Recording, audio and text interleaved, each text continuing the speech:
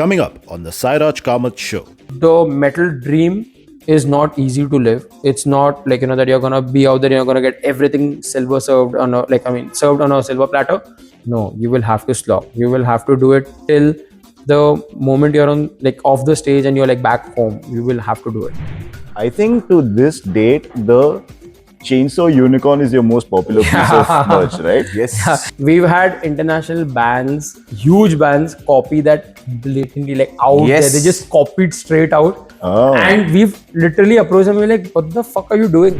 One major thing about why we gel around so well while we are on tours is because we do not hang out that much.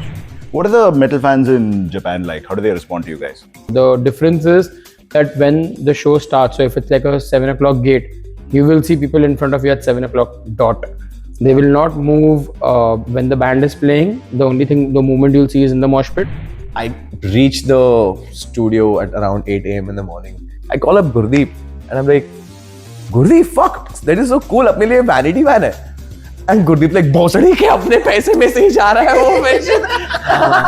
How do your family members and relatives react when they hear about your music or listen to your music? Till the time they don't get down and see the lyrics, it's all great. I'm acceptable. The moment either one of them sees what we've written, I'm gonna be thrown out. Hello and welcome to the Sairaj Kamath show, a new episode and a new era for this podcast. And what better way to kick it off than with one of my most favorite bands in the world, Gutslit. Formed in 2007 in Mumbai, Gutslit is a brutal death metal band that has gone on to become a dominant force in Indian heavy music through a combination of killer music, magnetic stage performances, unrelenting hustle, and the by now infamous Gutslit merchandising empire. A colorful explosion of t-shirts, pants, wristbands, fridge magnets, keychains, and God knows what else, whose creativity and high quality have helped make its way into the homes of thousands of fans around the world. With a new single titled Berzerker out and a new album in the works, vocalist Aditya Barve and bassist and business mastermind Gurdip Narang sat down with me to talk about all of this and so much more. And if you are a fan of Gutslit, then this is the definitive conversation for you. But let me make one more thing clear. If you, yes you, listening to this podcast, are someone who has no idea what heavy metal is about or are perhaps interested in the business behind the live music business, then this conversation is for you. If you are under the impression that metal bands are nothing but burnouts and losers who play nonsensical, unlistenable music, then be prepared to be proven dead wrong. Because this podcast will show you that musicians and bands like Gutslit are not only artists who invest everything they have into their music, but are also very savvy entrepreneurs and marketers, as well as devoted family men who make great sacrifices to play the music they love and give the fans their money's worth. So, without further ado, here's me with Gutslit. Jai Mata Di, let's chop. Guys, thank you so much for coming on the podcast. Thank you for having us. The pleasure is ours. Yeah, I think you guys may be my favorite guests so far because you two are aware how much history we share. In fact, I think I remember one thing at Bangalore with this old venue called Indigo XP, where we celebrated your birthday with a chicken, roast chicken, a roast chicken cake, so to speak. Yeah. Jai Mata Di, let's chop. I remember having a butcher knife and just chopping that chicken into two. Yeah, exactly. Good fun. When was this? With Kaushal. Yeah, this was with the Kaushal at Indigo XP when you were promoting amphitheater. Yeah, it was Kaushal and Pratik. Exactly. Good memories. Yeah. So speaking of memories, you've just finished up a big tour in Japan. Tell us, how did that go? Japan was amazing. Japan was a tour with a direct support to Aborted. And it's like one of those bands that we had on the dream list that we need to either watch or play with. So we got to do both at the same time. We watched them and then we played with them, shared stage. We did 2 shows in Tokyo and 1 in Osaka, and it was spot on, crisp. What are the metal fans in Japan like? How do they respond to you guys? They are really quite committed to the music. So the difference is that when the show starts, so if it's like a 7 o'clock gate, you will see people in front of you at 7 o'clock dot. They will not move when the band is playing. The movement you'll see is in the mosh pit. But nobody's gonna go to the bar, buy a drink, or nobody's gonna go even to the washroom. They'll wait for you to finish your set. Once you're done, then they would do all those extracurricular activities. and before the next band starts, they're back again to their original spots, and they will just be there. So like the moment the gate opens, they just rush, stand right in the front of the stage, and with their heads down, and they would not even bother talking to anyone. They're so shy and so sweet that they would just be like, waiting, okay, let the band come on stage, and like, then we'll actually interact or just look It's at the like band. there's like a pin drop silence between the sets and before the band. Between songs starting, also. and between the songs as well. But it's too quiet. when the songs are being played, they are into it, bro. Like they And know no cell in and phones. out about your music. Barely anyone recording. Oh wow, it's like everyone is that's a big novelty. Yeah, so Yes. and you don't have to tell them also. It's like everybody is there and they just like watching the moment. everything what you're doing. They're enjoying. They might be checking out the guitarist, they might be checking out the vocalist, or they might be just looking at the drummer. But they know exactly what's happening, and then they just fall in love with it. So it's so amazing, like to see that you're playing for a crowd which is there for you live, like and watching you. So it's a good like high altogether. Wow. Did any Japanese bands support you guys on that tour? Not this one. But we played with Japanese bands in general, like over the Asia and also in Europe also. So we've had a good share of Japan in general. So we've had Final Exit also in Obscene Extreme. We've had ABC Butcher. Those guys were there in Thailand with us when we were doing a Asia run. So we've had like a nice exposure of Japanese bands. Oh, lovely. So let's get into your new single, I Berzerker. Killer work as always, with a killer artwork by He's Aaron. wearing it. Yeah, he's wearing it right here. There we go. So tell us a little bit about the concept of the single, because from what I've heard of you guys promoting it, it represents a new era for you guys. So tell us a little bit about the single and what it represents for the band going forward. Major thing that has happened is there's a lineup change. So this is the first song that's coming with this new lineup. So we have Ishwar Hariharan on guitars along with Aditya Swaminathan. So those two boys have killed it on this track. Aditya Swaminathan has played the solo lead, and it's majorly conceptualized by Ishwar Hariharan, and Aaron Pinto doing his job as a drummer and also being there at the studio producing the whole thing with Ishwar and getting this package out. We got Ashwin Shriyan to do vocal production also, where we're delivering as always. So it's like a lot of like fine elements. Then we got Mendel from Aborted to to mix master the whole track. So we've not, even though it's a single, we not leave any stone unturned, and we've gone ahead with a very fast-paced song, which also has our Gutslit elements of getting a little bit of brutal death metal in, getting like a little slams and like breakdowns in. So it's a mix of a lot of things happening. It's a good package deal of the whole thing.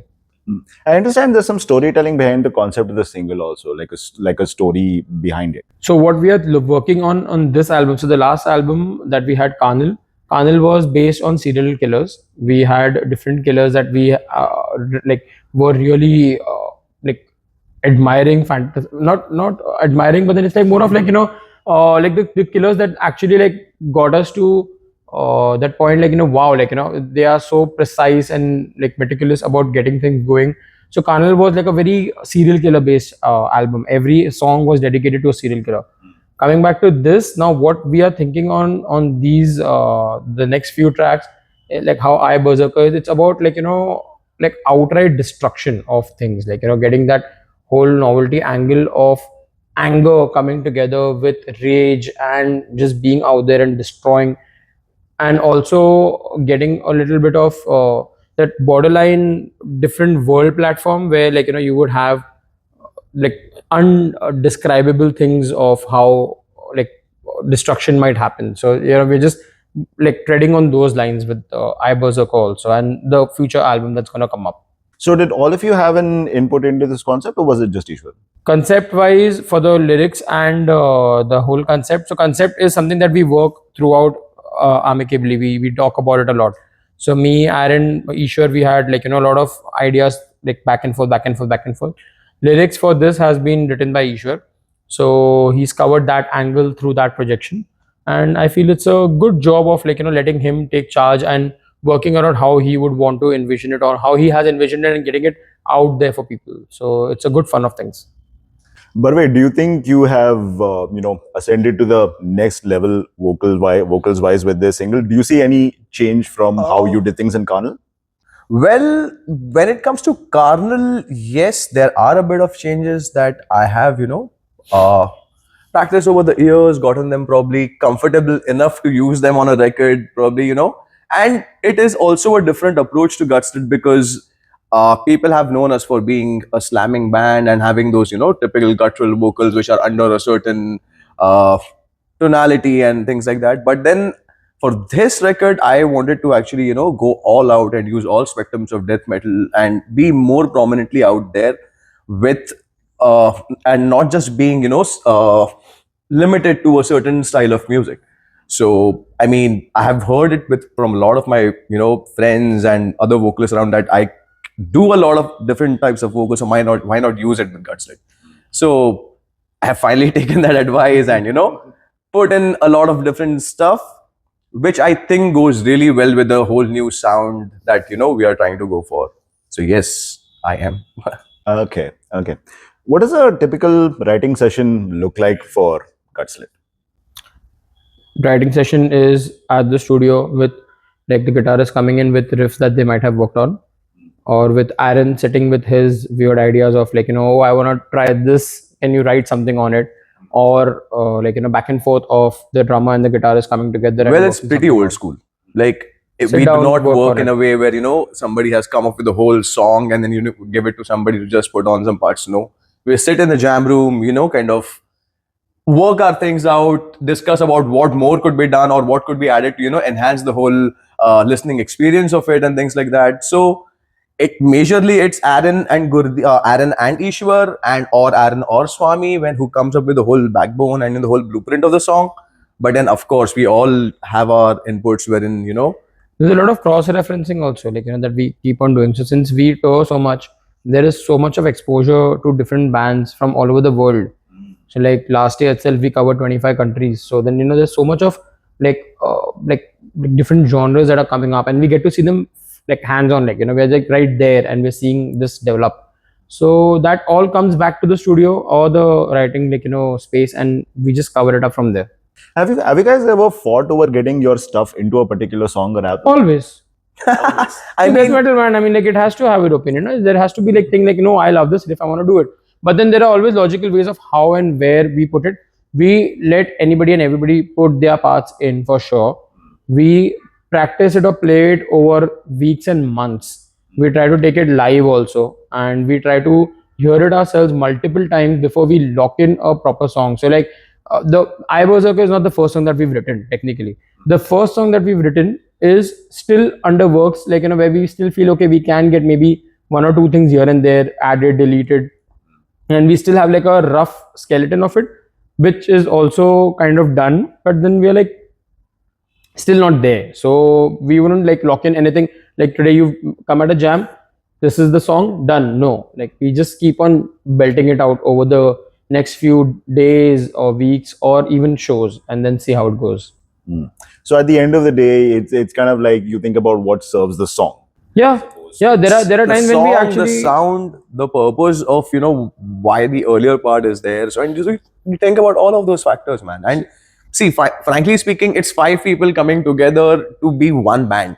So you cannot always have what you feel is right and to be used in the song. It always has to be like a whole unit saying that, oh shit, yes, this is what is needed. And probably that is not something that it has come out from my head. It probably something that I have taken an idea, or probably Ishwar has suggested that, or probably Aaron has suggested that, but it sounds great with the whole mix. And sometimes what happens is once you get used to playing a song, like if you've written something new and you're used to playing it, automatically you end up tweaking a few parts as per your comfort. Like you might go a little faster on some, like, oh, let's try this a little fast, this riff, or let's break this down into something else, or let's try putting a lead here, or let's try putting some vocal structure here. So there's always an R&D while you're playing it over the few months. So it's more easily accessible for us, like to just get into that groove. And it also sort of becomes like a very active discussion when you're, everyone sitting together with a song and having their own inputs there right in front of everyone. So it just makes things a lot more easier. And, the whole aspect of Gutslit remains. It's just that's in fact even how we do a set list also. So whenever we are doing set lists before shows, we keep on switching here and there as per whatever we might have done in the jam room, and we till the last day we are like, you know, tweaking, like, okay, maybe we can shuffle this here and there, and then find a nice flow of things, how we finally play at the show. Hey, speaking of the set list, are there any particular songs that like different cities prefer, or something like that? Do you take your set list according to that as well? Yeah, definitely. So if we are playing, actually more than the cities, it's more of which festival show, what we are playing, how much time duration we have. So I remember Europe when we played last year, every show or every festival had a different time limit. So some festivals gave us an X amount of time, some had an extra 5, extra -5. So our set list changed for every festival, and we chose it according to the crowd also that comes in that festival. Some festivals are old school, some festivals are more slam oriented, some festivals are more like, you know, modern metal oriented, where there's a lot of a different like it's a platform for different bands coming in. Like if I would play an obscene, I know that I know what kind of a slam setup I would want. If I'm playing a brutal assault or a summer breeze, it's more commercially open to different bands and different crowd. So I would rather experiment a lot more with my different sound. If it's an evening, late evening set, then I would take a little more like, you know, songs which have more volume and depth into it in terms of building the whole atmosphere. So it varies a lot. It varies a lot. Even in Japan was different, Australia was different, Europe was different. Europe had 5 or 6 different set lists. So it's fun. It's like we have prepared, like, you know, like a good 2 hour set. Then we choose and pick and match what we want to do for Europe, what we want to do for Australia, what we want to do for Japan. Barve, do you do these sort of like changes and tweaking and matching as a performer based on which festival you're playing as well, or is it all Barve all throughout? Like when it comes to tonality, Yeah, when it comes to, you know, the tonality and, you know, performing on stage. I mean, He has more space to jump around. yeah, I mean, it depends upon festival to festival. About it's just the space, but I cannot have like a specific, you know, thought about a specific festival to perform at, because I have to be on my personal best the whole time. So, frankly speaking, I do not have specific tonality in mind for a specific festival. No, my goal is to be at the top of my game so that my fans get like the best of me. So that's what I am thinking. I do not think about, oh, I'm playing at an obscene extreme, so let me do like a more crusty tone, and, you know, no. It's always about what goes with my sound and what is more required at that very point to be precise enough and to deliver that part at that very instant. Fair enough, fair enough. And, you know, getting a little bit more into the performance aspect, that's one of the things I admire a lot about Gutslit. Not only are you great musicians, you are great performers as well, and you engage the crowd so well. Speaking as someone who got into Gutslit in the middle of your journey, I got into you guys at around the amphitheater era. And especially in a genre of extreme metal where even bands with some mileage between them tend to like just, you know, stand in place and like do the guitars and just the growls and all of that. Tell us a little bit about your evolution as performers, where you started and where you are right now. So this again comes because of the excessive touring that we've had. We've met bands, idols who've actually sat down with us and explained how things work. And they've been very clear about one thing. Like, you know, you when you're touring, when you're a touring musician, you might be playing any and every city out there. But understand one thing, the person who's coming to watch you has put in his hard-earned money, bought that ticket and come for you. So if you are traveling 8 hours, please talk to your tour manager to shorten it up for you. But then you have to perform 100%. You cannot be there and be like, oh, I'm so sorry, I had a long flight or I had a 8 hour journey and I'm tired, I'm just gonna, like, you know, play 4 songs for you. No, that person, whoever has bought the ticket, might have bought it 3, 4, 5, 6 months in advance, or even decided to come on that day, taking that time off. So you have to deliver 100%. That's how you figure. So luckily for us, all of us in the band majorly are sober. So you want to have a Red Bull, you want to have a coffee, do whatever you want. Just be out there, give it your 100%, because it has to be justified for everyone who's there. So we've had people who have followed us in Europe. We've had people who followed us in Japan at every show. They've been there for all 3 shows or all 6 shows or 7 shows, whatever we've been playing. And there's a lot of consistency that we have to keep, because you cannot just perform better on one day and not. So Australia was challenging in that front. All of us fell ill because we were playing in Europe at around 35-40 degrees weather-wise, and in one day's time we were in Australia, which is like almost 4 degrees or 7 degrees. So it was like a major switch, and all of us fell ill. Like I went down badly, Aaron went down badly. We got something called as a Melbourne flu. But when it was about the show, layer up, do whatever you want, have a fucking dolo, get out there and play. Because the person who's come to watch an Indian band is someone who deserves to get its money's worth. So that's what answers your question. Like we And have to also, put it is also a visual experience.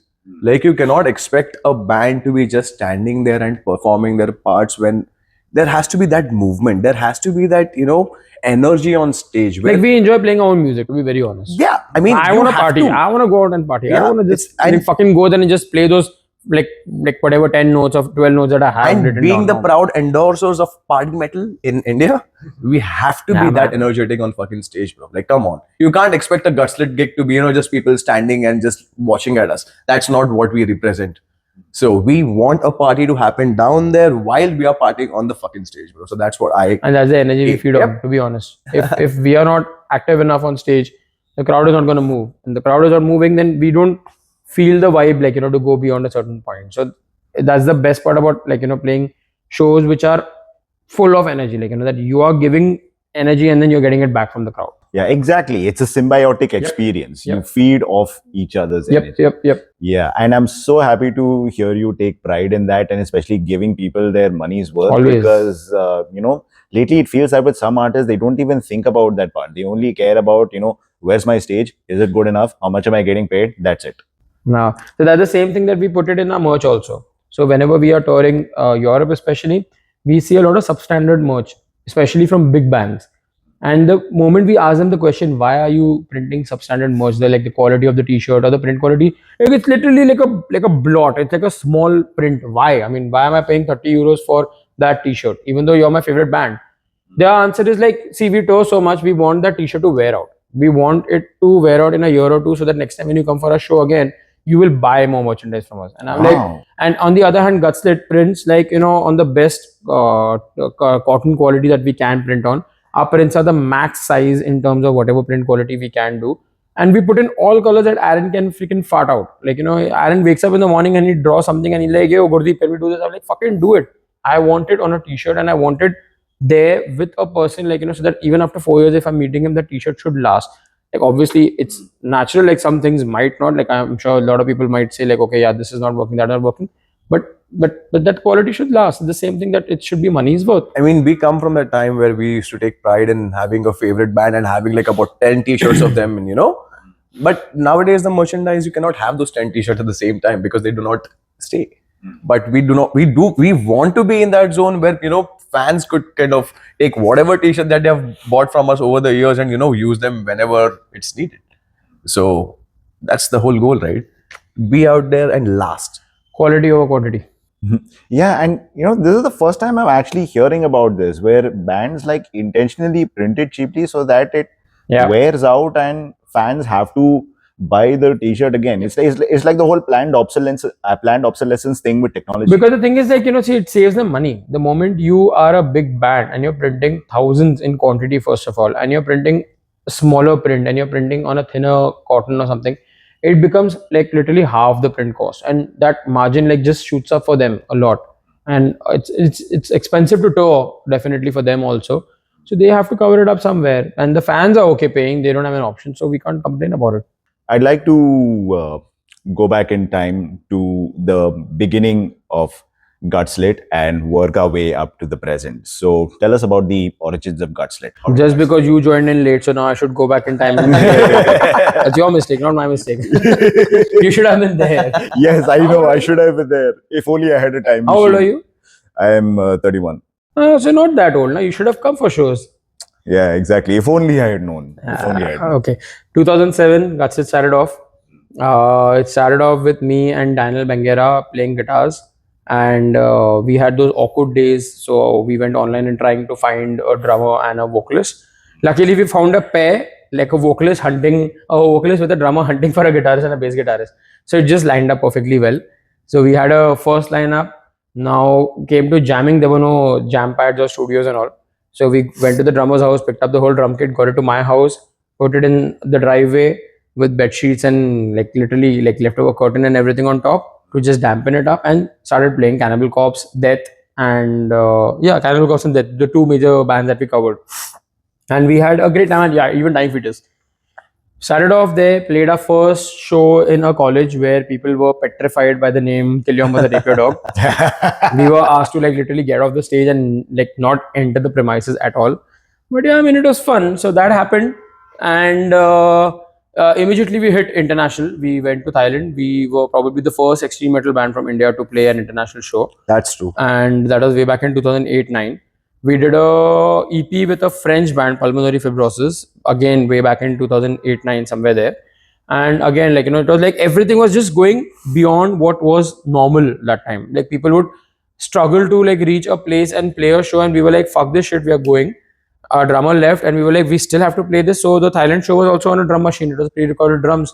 And we were like, fuck it, we are not going to wait for the world to come to us. We are going to go out there and make our name. 2014, with a better lineup or a stronger lineup, we had had Aaron, Barve, me, and Pratik.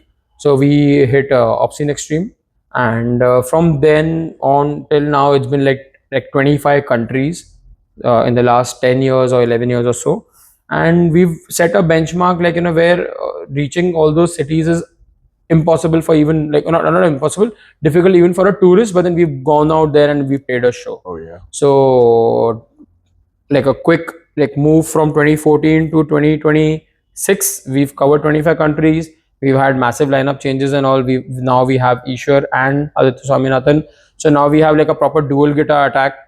Yes. And that thing is also working excellently well for Gutslit. So we are doing officially a so we're very 5-piece happy, death like, grind how machine now. yeah, we're very happy how it's looking right now. So that's your history from 2007 to 2026. To 2007 to 2026. Barve, how are you as a vocalist back then? Do you remember? Bro, Chutia.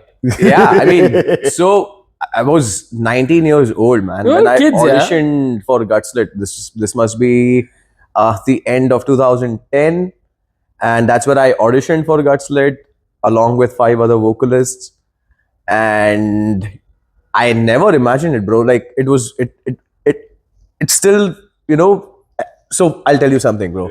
So this must be 2008, and these boys were doing like a pre-elims kind of a thing for IIT Mumbai, and this was happening at Not Just Jazz by the Bay. This pretty cool venue, Pizza by the Bay, which is called right which is now. now called as Pizza by the Bay. It used to be called as Not Just Jazz by the Bay back in the day. And I remember watching Nikhil Alag, the vocalist back then, do a fucking pig squeal, bro. And I was there with a couple of my friends. You might know Roylan Korea. I went to him and I was like, what the fuck is this, bro? And he was like, this is something called as a pig squeal. So that's where I heard a pig squeal for the first time in my life. And I had decided like, I want to do something of this sorts. Never in my wildest dreams I had thought that I'd get a chance to audition for them, let alone being in the band. But even to audition for them was like, not even planned. I started practicing vocals. Pig squeal is something that I, found out how it's done, and then I auditioned for these boys, and then the rest is history. Like 2 albums down, on the way to recording my 3rd album with them. So I was a very bad vocalist back then, but I think somewhere I'm not there. A bad vocalist. The thing is that we all were trying to find a sound. Bro. We didn't know what and where we want to lock in or what we want to do, because when Gutslit started off, there was a very big slam scene that was coming up. Right. So we were kind of drawn towards it, but then we quickly came back to again our brutal death metal roots, because that is something that we started off like, we started off with Cannibal Corpse, Death, and Dying Fetus. So we wanted to be there. Then the newer boys who came in, like, they got in their own love for Decapitated and Aborted and all these bands. Like, Aaron, in fact, has a lot of prog and new metal bands also coming in his maybe playlist and all. Like, he has a lot of fun with like a different genre coming in altogether. So we've kept a lot of mix and match of things. So we were just finding our sound. So we locked in with every song or with everything. We kept on locking on something that we want to do.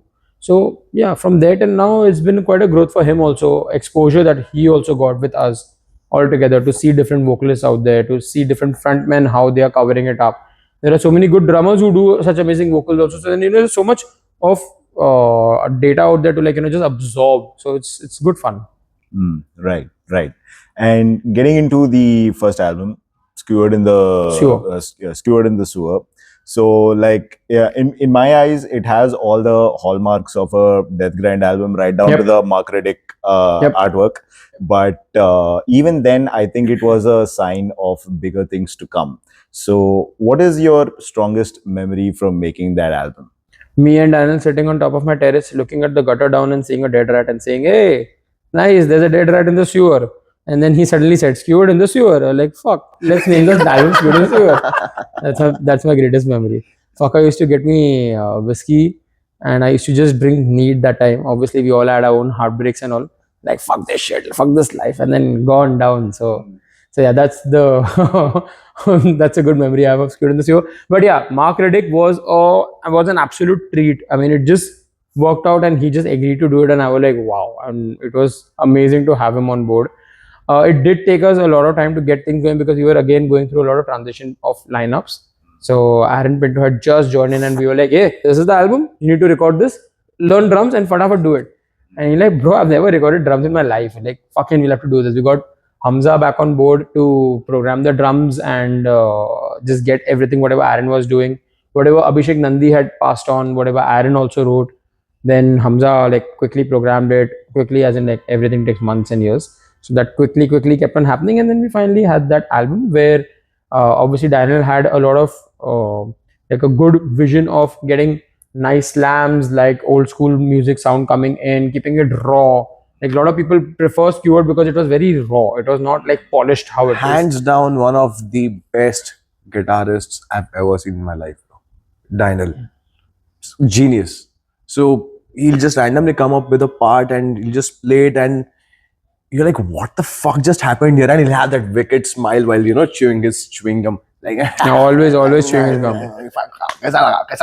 Like, dude, that is fucking insane. And so Skewered in the Sewer is basically all his ideas, but it's still some of the best work on guitar that has been ever done in that kind of a genre of music. Hands down, the best guitarist. Definitely. So after the album, Barve, you exited Gutslit. Why did that exit happen? Well, I had to figure out life, bro. I mean, Gutslit was doing quite good, and the thing was, we had come to that point where I had realized that just doing vocals is not going to be enough. I'll have to make money otherwise to be able to do it on a longer scale.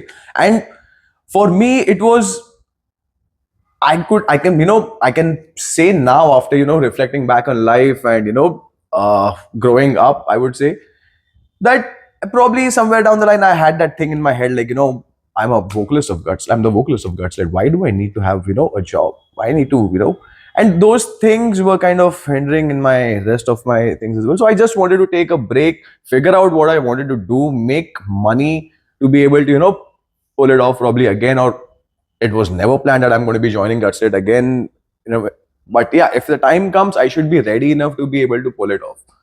So yeah, that's the reason Basically, I didn't understand anything. Till date, I don't understand. It's okay. I wanted to figure out life. Understand anything? I did. But I guess everything is important. Like, you have to kind of take a pause, rebuild yourself, and then come back stronger. It's with anything and everything in life, like be it even a workout, or be it like being a sportsman, or being a musician, or being even in business. You have to like just reassess everything. So it's good he did that.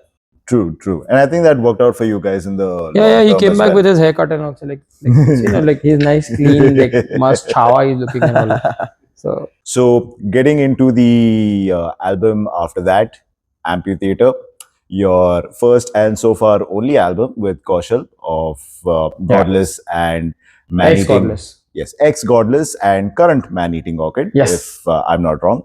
So what was it like making the album with him, and what differences did you see in him from Barve? It's fun. It was a very good take of things because Pratik had come on board for Ampu, and he not only wrote parts, he produced the whole thing. He had a package deal. So Pratik always worked in a package deal format. He knew what he wanted in terms of drums. He knew what he wanted for vocals. He knew what he wanted for bass. He would actually come and give us his vision. Okay, this is my vision board. What do you guys think? And then we would work on it. And everything has worked out brilliantly well for Ampu also.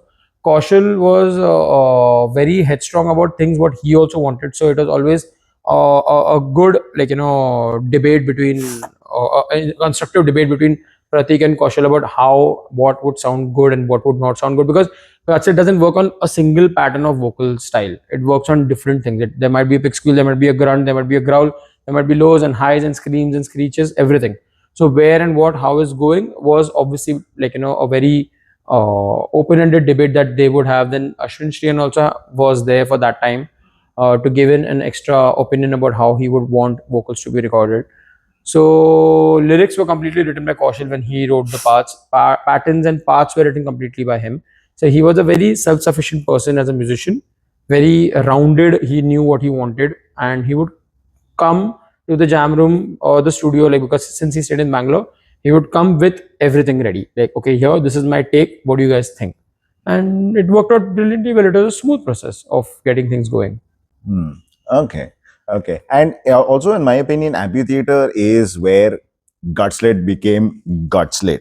And, everything that you guys are known for happened with that second album. So it really feels to me like the solidification of Gutslit as we know. So there are majorly 2 or 3 strong points why that happened. First was Pratik, as I told you, he had a very producer angle of getting things covered and all. Kaushal was raw, angry, very energetically there. Second major thing that happened was we pumped in the right amount of money or the right amount of vision by trusting Aaron and getting artwork a little away from the band, sourcing it out and getting it done with a big name. We got the mastering done with a big name. We invested in those things. We invested in good videos, content wise, what we are putting out there. So as much as work that Pratik and Kaushal might have done in the studio is the same amount of work that Aaron has done to get us out visually. So it's like a full package deal. And then we had the label support of Transcending, coming on it and helping us it out also. Another very major thing that happened with Ampy was that we traveled with that album. So it was not like Kunal only working hard at the back and pushing this album everywhere. I mean, Kunal Choksey from Transcending. It was us literally taking the CD and traveling to Europe on a month-long tour, taking that CD, traveling all across Asia. So we traveled, I think, so almost 18 or 19 countries with that album. So you can imagine when you're taking it out there, you're not only just taking a band, you're taking a finished product. Like, hey, I'm Gutslit and CDs were big back then. This is my album and I'm playing it live for you. So, you build on fans. So the fan base built up in a very brilliant way. That album traveled with us. So that's what made that album very big also for us. Exactly. And I think it's around that time that we saw the merchandising boom. Everything. Yeah. So it was as I said, it's like a full package deal. Like we went all out on everything. Even the album, the music obviously came first. So music was there. The shows were happening. Merchandise, the videos, as I mentioned, everything was being invested in smartly. Yeah, and I think from then on, it started being the case that people started discovering you through your merchandise and then funneling to your music as opposed to the other way Vice around. versa, Right? yeah. It has always happened. So Bandcamp was always big, but Bandcamp did help through Transcending Obscurity. Bandcamp got us a lot of new, fresh ears. It got us to newer countries or out there, in front of people and get that thing going. Speaking of the merchandise, I think to this date, the Chainsaw Unicorn is your most popular piece of merch, right? Yes. Yeah. So there are different versions of the story. So Aaron actually wanted to do something fun, and me and Aaron have these conversation of random ideas that might happen. 99% it's him. Just 1% I will just give him one, it's like how Inception, just implant something whenever here and there and get something in. So we had this idea for it was his idea obviously, but we had this thing hey, why don't you design something for my daughters also? That time I had one daughter, so why don't you design something for my daughter?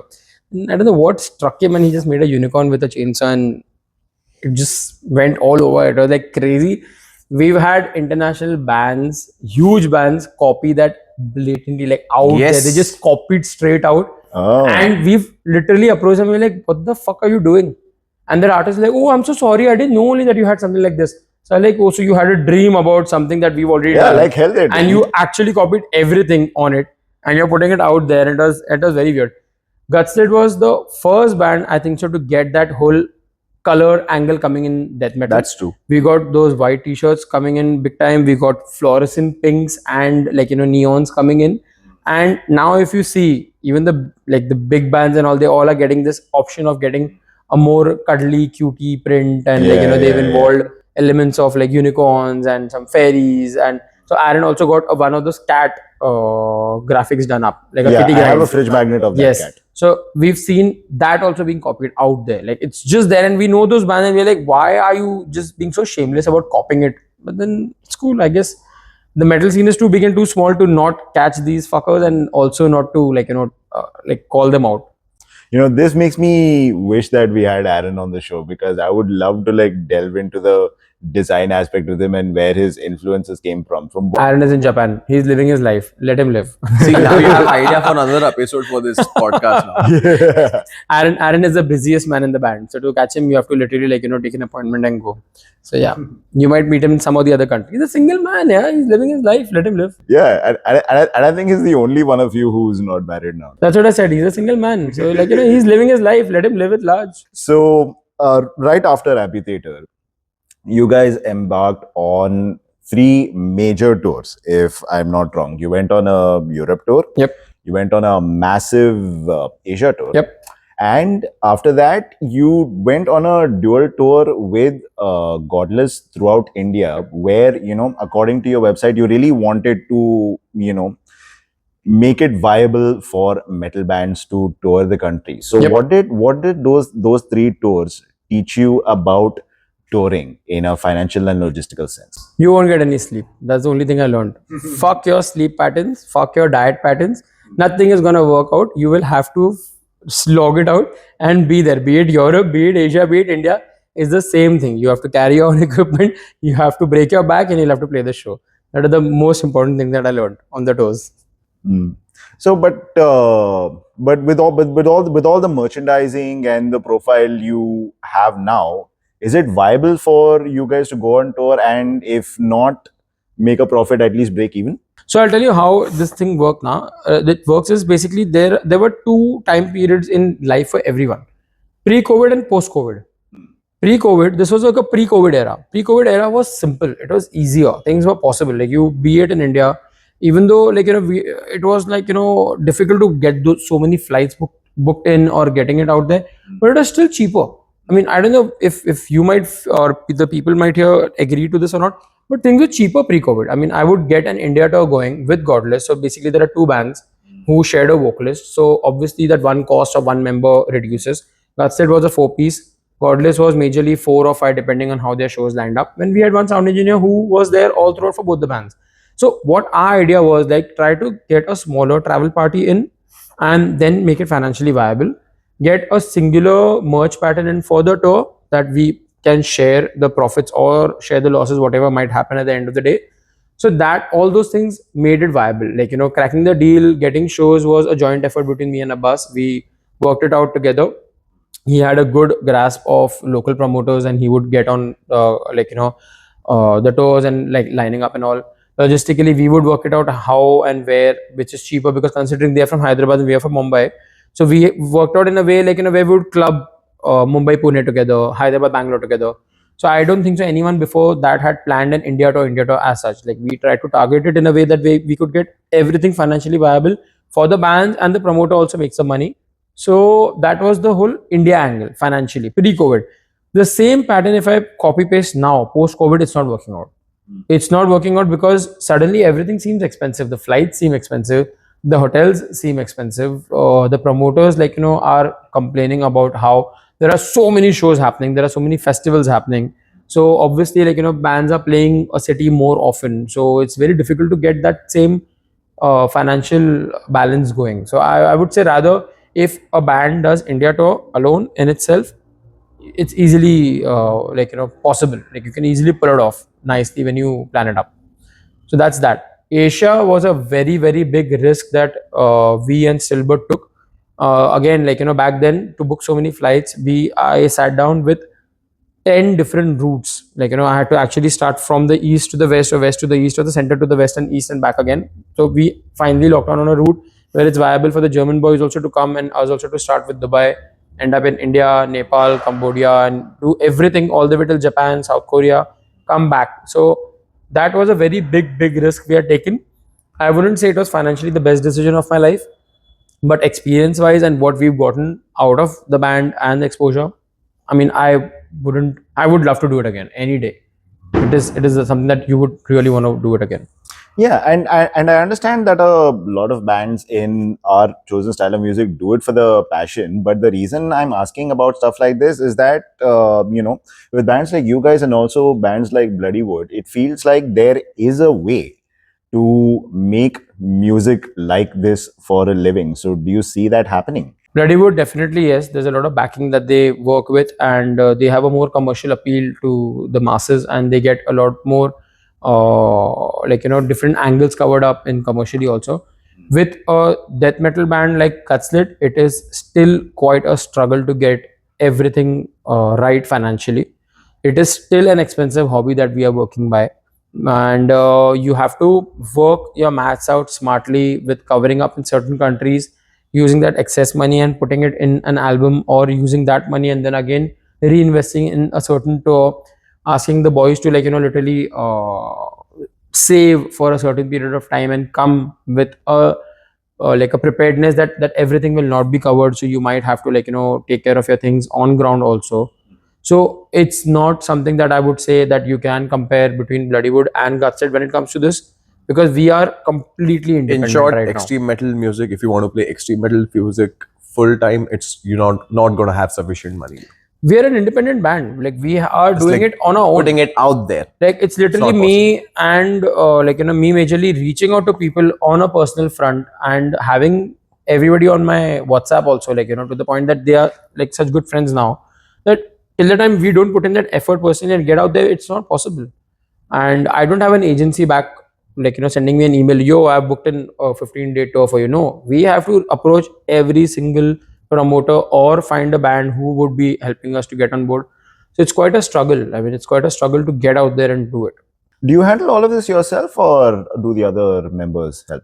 So I handle the logistic part of it. I handle the major booking part of it. Aaron gets a call every day with abuses and frustration. So he's the second wife I have in my life, and the only wife I have in the band. So no more.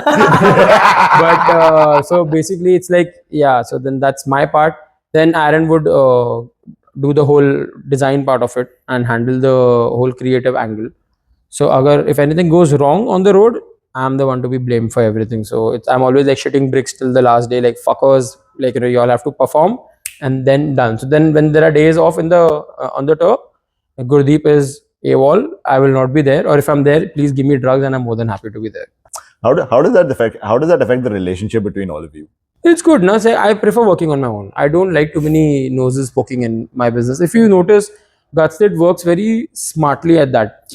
If Ishwar and Swami are writing guitar parts, I would not butt in and try to dominate. If Aaron is working with them in the studio and working around the drum angle, the producer angle, I will not butt in. Barve will not butt in too much.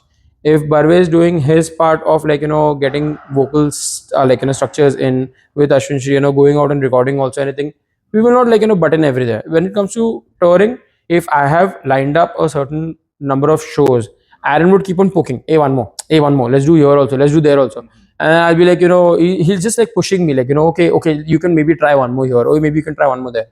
So once all that is locked in, I'm happy, okay, done. Like hotel bookings, flight booking, train booking, done. I don't want people to just button on that. When it comes to the creative angle, Aaron does the same. Like he designs things, 99% of the time is just him literally just dropping in a WhatsApp with the artwork. He doesn't even ask. He'll just send, hey, look at this. And I'm like, arey, fuck, we have to do one more now. So if this song, I Berzerker, was written and being done simultaneously, Aaron had the artwork ready. None of us knew it.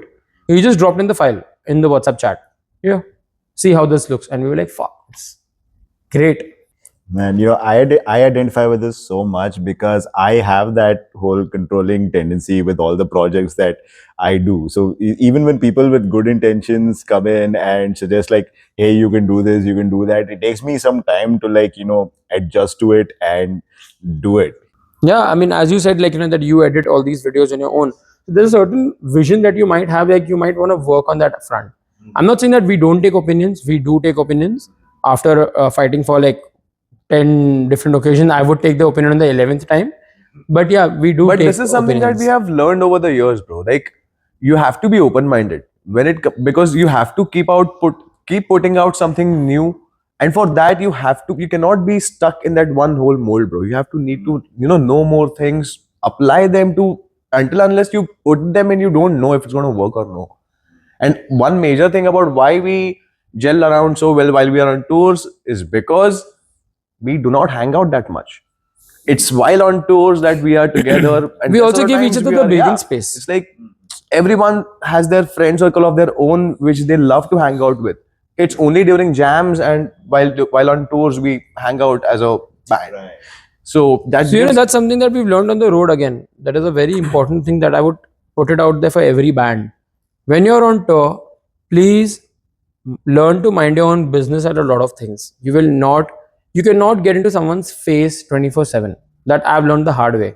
So you played your show, that's your work. You played that 45-minute 1 hour set, that's your work commitment to the band. Your pack up, your loading, load out, that's your commitment to the band. Apart from that, please have your own space.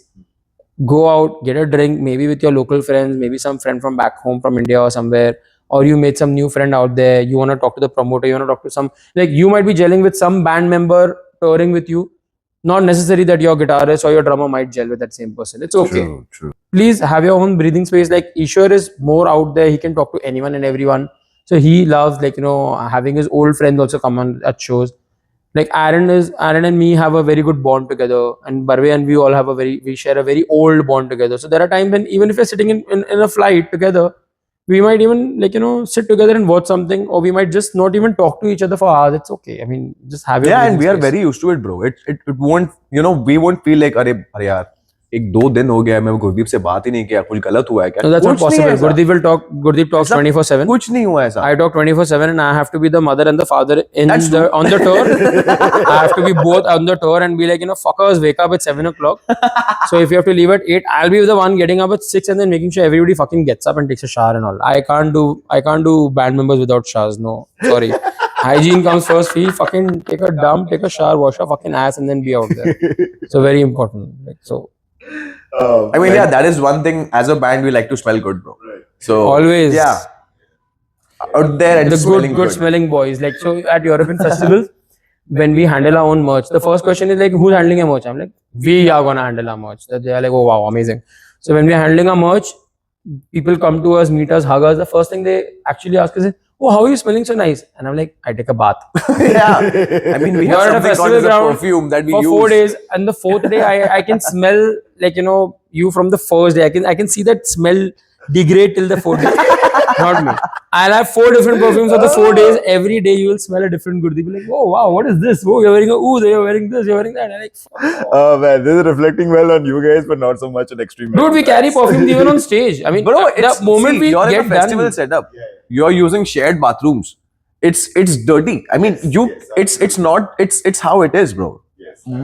I'm not, ऐसा कुछ नहीं कि मैं किसी को ऐसा कम दिखा रहा हूँ और metal extreme metal fans को I'm showing them ऐसा. It's fact. Yeah. it's okay. But 4 you can days take a of bath. party I mean, in the taking wild, a bath is you're something that gonna a festival smell. gives. Yeah. And But then we make sure to carry perfumes. That's all. on stage also, like if you ask any one of us, we'll have a perfume on stage. Like the moment you're done with the set, first thing is like your perfume goes on, and then you go meet Before going to stage and after, right? And also after the mint. set goes. Like mint and people. Mint, perfume. always, because I've had the worst encounters at festivals is talking to die-hard Gutslit fans who want to talk to me on my face while being drunk and not brush for like days, and I love you, but I cannot do this. Like, then at that time I feel like, fuck, I should have maybe some turban, like, extension, like I can just wear a mask and be like, yeah, fuck this shit, I can smell this. Moments like those, putrid has a meaning. Like, The real alternative. Yeah, I actually want I've had such good friends, like, smelling so bad. I'm like, fuck, how do I, like, so I feel like carrying a perfume and like one of those mouth sprays in, like, each hand. Hey, how are you doing? Puss. Like, now talk to me. You're like the mask of Zorosing. Yeah, man, dude, it's horrible, but then it's fun. It's a crazy thing. Like, yeah, I know what you ate for breakfast, bro. I mean, I can smell it till here. It's crazy. So getting back to the music, what was it like touring with one of your heroes, that is Dying Fetus? My heroes. So there's always this thing that they say that never meet your heroes. With Dying Fetus, it didn't happen. I was very happy. With Suffocation also it didn't happen. It happened with a few other bands, but with Suffocation and Dying Fetus, it was like bro, I mean like I was destined to be there. We were destined to meet them. I mean, like the way we've bonded with Suffocation and Dying Fetus, Bro, it's not even. I mean, it's not even funny. like, and they love us also equally that much. And imagine we've toured with them once. Okay, that was way back in 2019, pre-COVID. We met them 2025 in Europe after 6 years, and the drummer Trey is actually asking, like, he looked at me and he like, hey, where's your bro Kid Scooty at? And I'm like, fuck. I'm like, you remember? And it was like so special for us, like, okay, you remember. With Suffocation is the same. The moment Aaron sees us, he's like, hey, my Indian boys, you want to smoke somewhere, some stuff, let's smoke somewhere. Like, arey, fuck. I mean, it's like and they such a all of good us, they bond, know us man. by our names, bro. It's like, so parents would come to be like, hey, Aditya, how you doing? And bencho, yahan par meko Barve bolte sab log. It's amazing. And they also love our merch so much. So Suffocation always has this thing, whenever we meet each other, it's literally like a giveaway from their side. Yeah. I've not bought a single Suffocation t-shirt. They've just gifted it to me. And the same is with Gutslit for them. Like, it's literally like them coming at the merch stall and just telling us, listen, I love this. Like, please take it. Like, I love these shots. Please take it. And they would not just pick it up and be like one of those shrewd big band, like, yeah, fuck these guys. They wear it. Like, I mean, they have playthroughs happening. Like, the drummer had a playthrough which he's wearing a Gutslit t-shirt and all that. Like, it's like out George there. Kola is wearing Gutslit t-shirt. It's like, it is crazy. It's like, at during the last Japan tour, as he said, George Kola is Japan. Nile is playing with us. They are doing sound check, third show. Their bass guitarist literally gets off the stage. He's just walking around with his bass in his hand and they're just running through the sound. He just looks at me and like, I was like, okay. I look behind and there was a Gutslit t-shirt. He's like, I was like, okay, I know you want this one. I'll get it for you. But the fact was, he was going to be on tour And he with wore it. Morbid Angel the very next tour. And he wore it. And the whole tour he wore that t-shirt. And he wore it. Wow. Like this band, one of my favorite bands, that dark skinned guy, that bald guy, what's his name? Lengshe. So Lengshe is like one of my favorite bands out there. Lengshe's vocalist has worn that Gutslit t-shirt, I think so. Almost like for all his like For shows. 10, since we have 15 met him. shows, he just wore it straight out. And I'm like, wow. I'm like, this is amazing. Like, to see so much of love and like representation out there for something that we've just created, like, back home in India. So like, imagine an Indian band being out there and then these people are like, just sporting your stuff Like, so yeah, happily. being represented on the biggest of the biggest stages. Like, we've not gone and been like, hey, listen, can you please wear it? No, it's like them coming up to us and making love and like, bro, I love this artwork. I love the quality. I love the t-shirt. I love the shorts. I want it. Can I buy it? Like, people buy it also, in fact. They buy it, they share it, they just take it and they wear it and it's so good. It's like the biggest compliment that we can get, man. Yes, exactly. And I think that is the best philosophy when it comes to merch. You should produce something that people would be proud to wear in any situation and not just Exactly. a show of that particular artist. Yep. We've had Ishwar. So Ishwar is very smart at this. He's a salesman. We've had two best friends battle it out for a t-shirt. We had this one last print at one of the shows in Europe. And Ishwar, these two boys came up and they're good friends. You can actually see, like, they have a good bond. You're like, hey, I want the shirt. Okay, so we want two of these. He said, like, there's only one. And it's for, say, for example, I don't remember. It was like, for say, 20 euros. You want one? Yeah, I want one. Like, for you, then why don't you just figure it out? Like, he's like, I'll pay 25. I'll pay 30. I'll pay 45, 50. He actually sold it for 100 euros at one t-shirt. Wow. Between two friends. And I was like, Ishwar, you just created this core hatred memory between the two of them that we battled it out for one t-shirt. They could have just bought it for 20 only and like, just washed it and shared it. But no, I'll pay 100 for the seen same a t-shirt. person like him, bro. Never. It's crazy. He Like, is too good. So it's like, it shows like, how much people love the stuff that we sent out there. Oh man, again another person from the band I wish we had with us here right now. Yeah, but he stays in another city. That's the problem. Yeah, that's true. That's true. Bombay is I Bombay. didn't, Thane is apply, Thane. I didn't apply for the visa on time.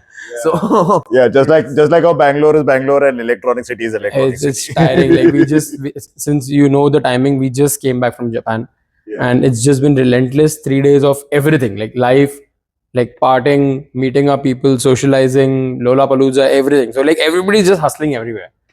And then this interview happened. So great. Yeah, thank you. So getting back to the post amphitheater era. Tell us how Barve got back into the fold for the succeeding album. So Kaushal was Bangalore based, still stays in Bangalore. So it was logistically very expensive, like, to get him down and do things and all.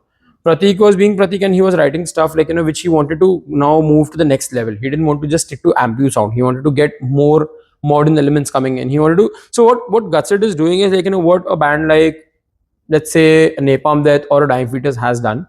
They started off where the production quality was raw. Music was great. They moved on, they kept the music great and impeccable, but then they also adapted to the newer sound and the newer technology available. If you see Napalm Death way back and Napalm Death now, it's a polished sound. The music is out there, raw and amazing fun, but they've adapted to the newer, like, soundscapes and facilities available or equipment available and get it out there, make it more, like, easier for people to access it.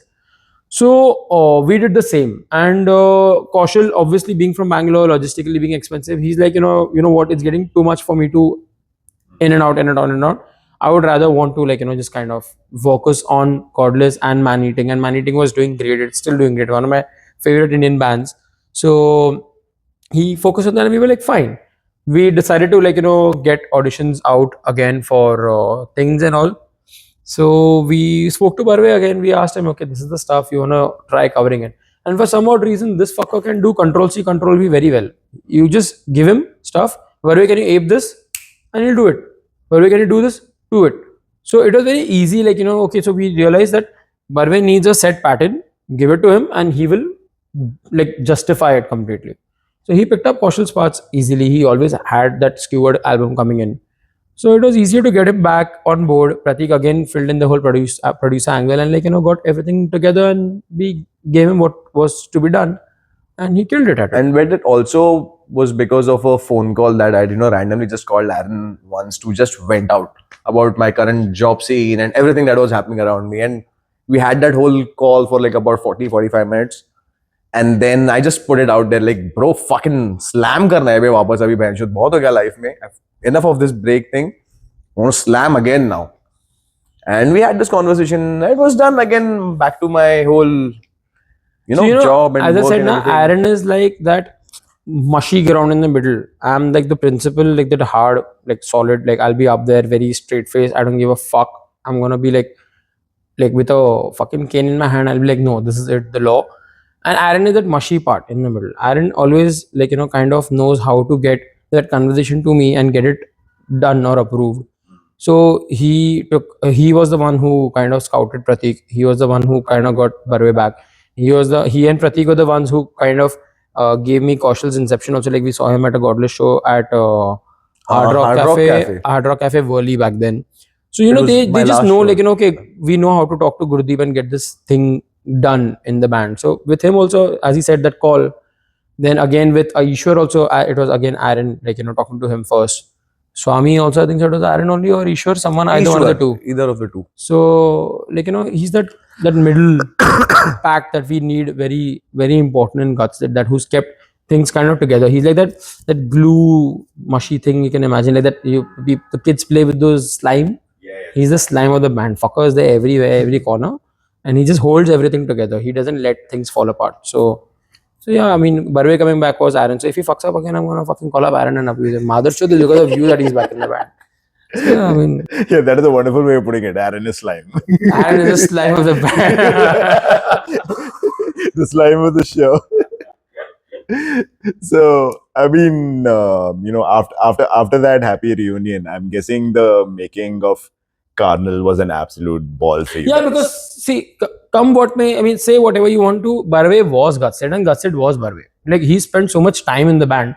It was very weird to not have him back. I mean, if we got a chance, Kaushal has like kind of decided to part ways. Why again go through the whole process of finding someone new, then grooming him or understanding how, like, he's gonna work with him and all. It is easier to work with someone who and he's good at his work. I mean, we've never had a bad show where Barve has lost his voice or fucked up anything, apart from being drunk. I mean, which is okay, which is like, it's a personal thing. We all get drunk, but it's easily manageable. Like, we can work around with him easily. So that's fun. Okay. And Carnal was, and again, a step up from what you had done before, particularly in the music video department, which I am very fascinated by. You had music videos for the Killing Joke. First of all, who was that under the red cover? Putla tha na? No, whatever happened, like, whatever happened on Baat tour gayi, stays baat on gayi, tour. bro. So yeah, whatever happened in the video stays in the video. Only the director knows, like, that one person got butt naked in one of the videos and who was under that putla. So nobody will ever know about that. Yeah, unfortunately, I'm going to get to the video where he was butt naked, which is all therapeutic. There's nothing unfortunate in that, bro. Yeah, yeah. It's all cool. Being butt naked pays a lot. OnlyFans. I think my favorite reaction to that video was a YouTube comment by our mutual friend Apak, who said, "Becha masala fry, chota gold flake, full power." Veda masala bhai. We fucking actually got like brain, like real brain. Yeah. In a That bag, was- and at the end of that shoot, we were like, "What are we going to do? Can we cook this?" I'm like, "No, fuck no. Like it's stale. It's there since morning. Please throw it away." Like I made a friend go to the butcher shop in the morning to get all of that in a jar. Gurda Kapura then and everything. Like, Everything. "Hey, let's go. We have real props out there." Yeah, what was your favorite scene to shoot in either of those videos? Shit. Bro, so Alter was basically all me. It's like most of the video. Mein there He is was the me killer, and- basically. That whole envision, like that killer So out for there. me, the whole shoot process of both those videos was like a blur, bro. Because I had to just shoot this, go there, get ready, fucking in the dress, wait for your shot, and so for me, bro, that whole process of shooting it was more fun than a specific scene. For This me, was the like an vanity van. experience. For me, it was like, after every cut, some dada would come and do makeup touch up. Sir, narol pani. Sir, juice. Sir, coffee. I'm like, wow. Like, I want this kind of life, bro. So I want to just keep on doing this. So it was the first time Gutslit was doing like a proper full-fledged, video Yes. where we had Yes, props. We had exactly. like about 45 people working for that video on the set. And Too much money is gone, bro. well, coming to that, for the first time, we also created a benchmark in doing DIY videos wherein put in our own money to do it by ourselves. So Carnal was all DIY. किसी का बाहर का help नहीं है कुछ नहीं apart from mixing, mastering and that thing. Artwork वगैरह सब कुछ in-house हुआ. So coming to that point, I reached the studio at around 8 a.m. in the morning. And then boys are there, like, the spot people and everyone's there. I call up Gurdip and I'm like, Gurdip, fuck, that is so cool. अपने लिए vanity van है. And Gurdip like, भोसड़ी के अपने पैसे में से ही जा रहा है वो mention. It's like, hey, you have sir नारियल पानी अरे अरे मैंने पैसा भरा है अरे सर अरे वो भी हमने भरा है वो पुतला अरे वो भी हमने भरा है अभी लेके जाने का है वो So, अभी vanity का ऐसा दरवाजा खोल के मैं ऐसा अंदर देख रहा हूँ. The guy comes, अरे रख दीजिए बंद करके जो अंदर आ रहा है उसके लिए. बोला सर मेरे लिए ही है. अरे सर सॉरी बोला नहीं चलेगा आप सॉरी मत कीजिए मैं भी खुद भी पहली बार ही देख रहा हूँ अंदर अभी ये सब. But yeah, again, मजाक में बहुत खर्चा हो गया. मजाक में नहीं, but then again it is for like a lot of other bands who want to be out there. Keep करना पड़ता है, bro. You have to do it. You have to put in that money to be, to be recognized, to be known. You have to invest that money, and it definitely has helped us,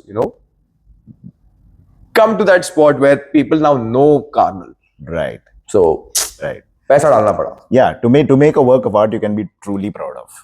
Yeah, absolutely proud. My bank balance is not proud, but I am very proud.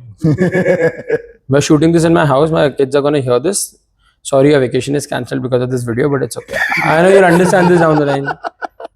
And I'm glad you brought up your kids, because this next question of mine may sound like a WhatsApp uncle question. As we discussed before, all of you except Aaron are family men now. Barve has most recently Got married. joined the fold. Yeah, off the market. Yep. So how do your family members and relatives react when they hear about your music or listen to your music? Till the time they don't get down and see the lyrics, it's all great. I'm acceptable.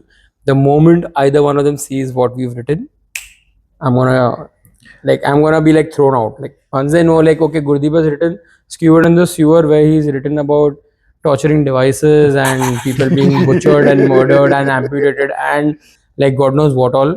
So yeah, I'm gonna be fucked for sure. But till then, I'm safe. Well, my folks were pretty chill about it because it was not for me. Like I was playing an instrument where I could, just put in my headphones and play, and not many people around me are going to understand. And I had to fucking growl, bro. So no matter what lyrics, agar मैं ABC भी बोल रहा हूँ, तो I have to fucking growl, and people know that this dude is fucking demented. Yeah, something is wrong. Something is wrong. So they were very supportive about it since the beginning. They knew kind of what I wanted to do, supported me in all the cool ways. But one thing is that all of their parents call me up. Gurdip, what are you doing? What are they doing? Like, it's like literally like, them calling me up and like, please come and talk. Like we've had dinners hosted by parents where we've been called down and asked to get the child out of this music. And I'm like, why are you calling me for the dinner? I come for the food. But I am the one who is getting them like, happily in the band. And why will I like throw my own musician out? So we've been there, done that also. Like, sat down with parents and like, figured it out.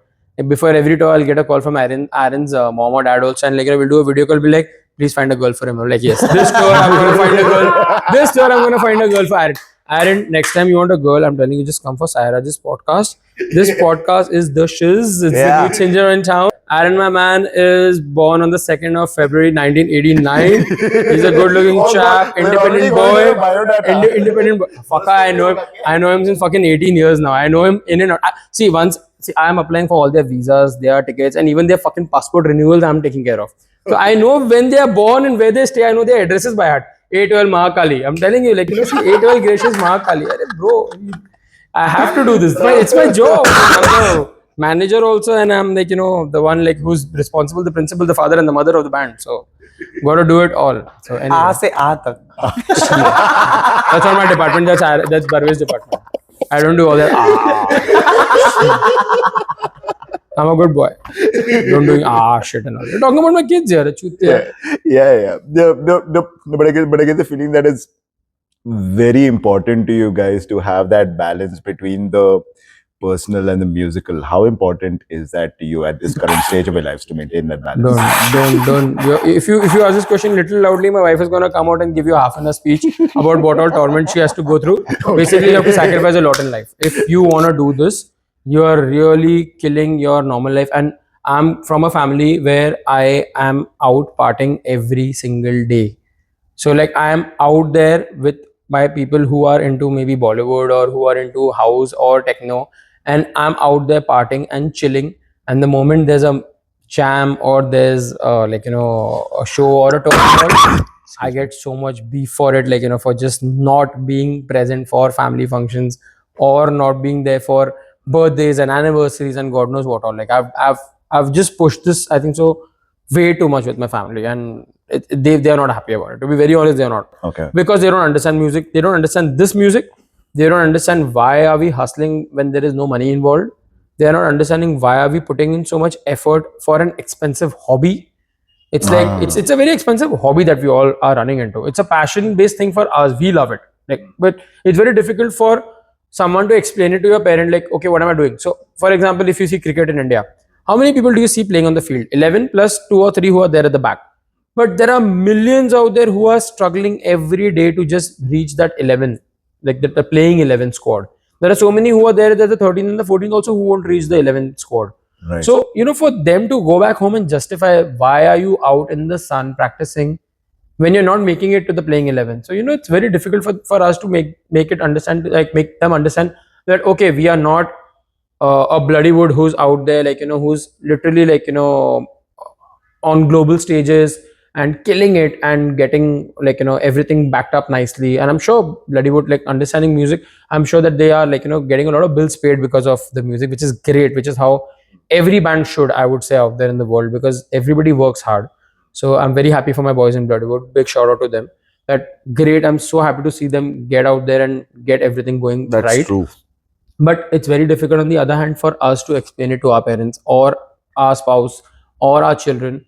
Why are you out there? Why are you out jamming so late in the night after work? So we can't sacrifice work. We have to finish our day job. Yes. We all have to time it up accordingly, that we are sacrificing that kind of time. Like right now I'm supposed to put my kids to sleep, but I'm not. So I'm going to hear about this tomorrow morning from my wife. You are not there today also. So it's part of life that we do push in and we do do it. But we the just do point it for that the you love of said it. is very true. It's all about sacrifices, bro. And We have to you sacrifice a lot, man. I mean, like, it's crazy. Like, this Japan tour, I sacrificed a very big religious festival for me.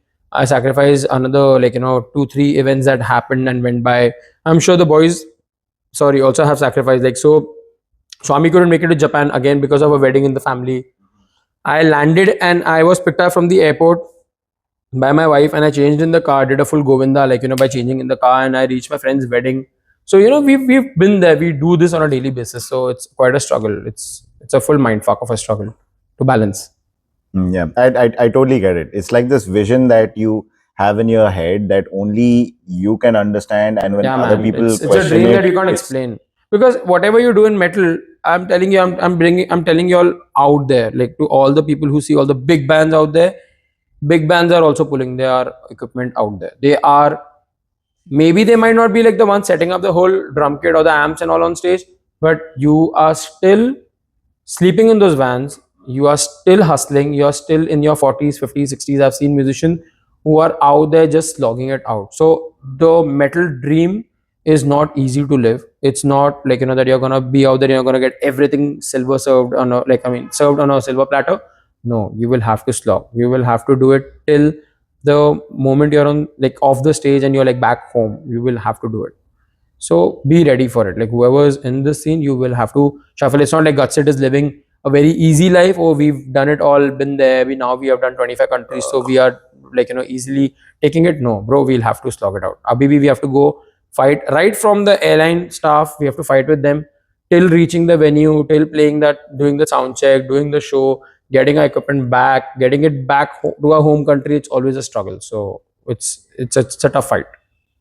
Yeah, I get it. And I hope the people watching, especially if they're not from our background, get it as well, and develop that develop that understanding for all artists. First, fall in love with the music, and then you can do it all. But And don't, frankly speaking, I do not expect the normal janta to understand what we are going from, because they have a completely different aspect and a vision about what musicians are capable of, because we have Bollywood in this country. So I do not expect them to understand.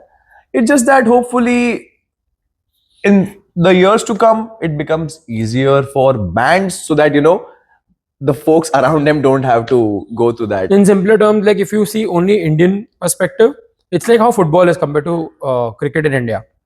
You are giving the same amount of time. Your body is getting pushed the same amount of, like, like, you're obviously going through all those injuries and everything like a cricketer would. You're playing hockey, or you're playing football, or you're playing rugby. Rugby is still too small in India, but it's like, you're doing it kabaddi. Where is the recognition? It's not there. But then you're doing it for the love of it. And everybody's not going to play cricket. Everybody's not going to play Bollywood. So you're here in the metal scene because you wanted to do it. You love it. So do it. It'll come with a very, very big price tag, which is definitely maybe major of your adulthood or your life or whatever years you can put in and get it to it. It's not going to come easy. Metal doesn't come easy. Trust me. Yeah, absolutely. So wrapping up, what's next on the cards for you guys? What can we expect after Berzerker? After Berzerker, basically after Japan, I wanted to sleep, which I'm not still getting it. I'm still up since 3 days. So, but after Berzerker, we are done, I think so, almost with 80% of the album. But we are not going to release anything now. We just wanted to test the market and see how this feels, how the sound, like the new sound is received by the people. And till now, we've had very, very good feedback about true. how it's going to be. So the whole album again will be done in the studio. Try to take a few songs live as we go along the way. This year end, we will finish off the recording and all the jazz behind it. And next year, we already are in talks to start another tour, and we'll have that before the tour. So yes, Fantastic. 2027 album. Fantastic.